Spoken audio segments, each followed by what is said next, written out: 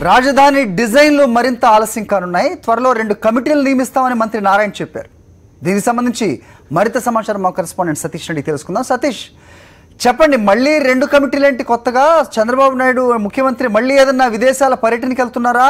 ఆ మోడల్ని మళ్ళీ తెచ్చి ఇక్కడ ప్రకటించబోతున్నారంటే ఏం చెప్తారు?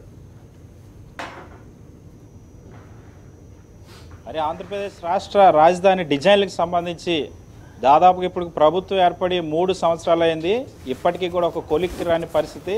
ఇప్పుడు మళ్ళీ ఏదైతే మే 10వ తేదీ నాటికల్లా ప్రస్తుతం డిజైన్లు ఏదైతే సీడ్ క్యాపిటల్ 900 ఎకరాలు ఉన్నటువంటి సీడ్ క్యాపిటల్కి డిజైన్లు తయారు చేస్తున్నారో నార్మన్ ఫాస్టర్ సంస్థ మే 10వ తేదీ కల్లా డిజైన్లు ఇస్తామని గతంలో సాక్షాత్తు ముఖ్యమంత్రి చంద్రబాబు నాయుడు, మంత్రి నారాయణ ప్రకటించారు.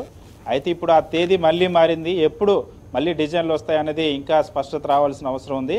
అయితే ఈరోజు కొద్దిసేపటి కిందట మంత్రి నారాయణ మాట్లాడుతూ రాజధాని డిజైన్లకు సంబంధించి మరొక 2 కమిటీలు వేస్తున్నట్టు కూడా ప్రకటించారు. ఒకటి మంత్రులతో ఒక సబ్ కమిటీని, అలాగే ఇంకొకటి ప్రిన్సిపల్ సెక్రటరీస్ ఎవరైతే సీనియర్ ఐఏఎస్ ఉన్నారో ఐఏఎస్లతో మరొక కమిటీ వేస్తున్నారు. ఇప్పటికే రాజధాని డిజైన్లకు సంబంధించి ఒకటి క్యాపిటల్ అడ్వైజర్ కమిటీ ఒకటి ఉంది. నారాయణ సమక్షంలో కొంతమంది పారిశ్రామికవేత్తలతో ఒక కమిటీ ఉంది.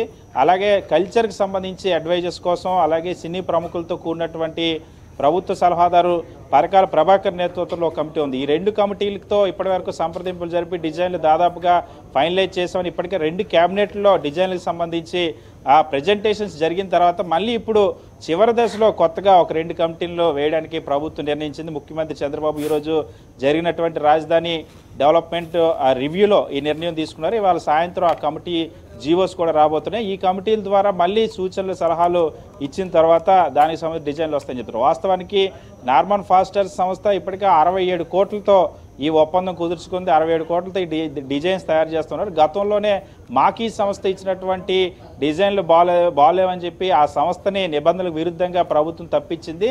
మాకీ సంస్థ కేంద్ర ప్రభుత్వానికి కూడా రాష్ట్ర ప్రభుత్వం పారదర్శకత లేదు అన్న అంశాన్ని ఫిర్యాదు కూడా చేసింది. ఆ ఫిర్యాదు గల పెండింగ్లో ఉంటుండగానే నార్మన్ ఫాస్టర్ సంస్థకి ఈ డిజైన్ల బాధ్యత అప్పగించారు. ఇప్పుడు ఈ డిజైన్లు కూడా ప్రాపర్ పద్ధతిలో ఇవ్వని పరిస్థితి కనిపిస్తుంది. మే 10వ తేదీ నాటికి ఇస్తామని చెప్పినప్పుడు కూడా ఆ ఇవ్వని పరిస్థితి. శాశ్వత భవనాలకు సంబంధించి ఇప్పటికి దాదాపుగా 3 సంవత్సరాలు, దాదాపు రేపు జూన్ 2వ తేదీ వస్తే 36 నెలలు పూర్తవుతుంది రాష్ట్ర ప్రభుత్వం ఏర్పడిన తర్వాత. ఇప్పటికి కూడా శాశ్వత భవనాలకి ఒక ఇటుకు కూడా వేసే పరిస్థితి అయితే కనిపించడం లేదు. కనీసం జూన్ 2వ తేదీకి అయ్యే పరిస్థితి అయితే కనిపించడం లేదు.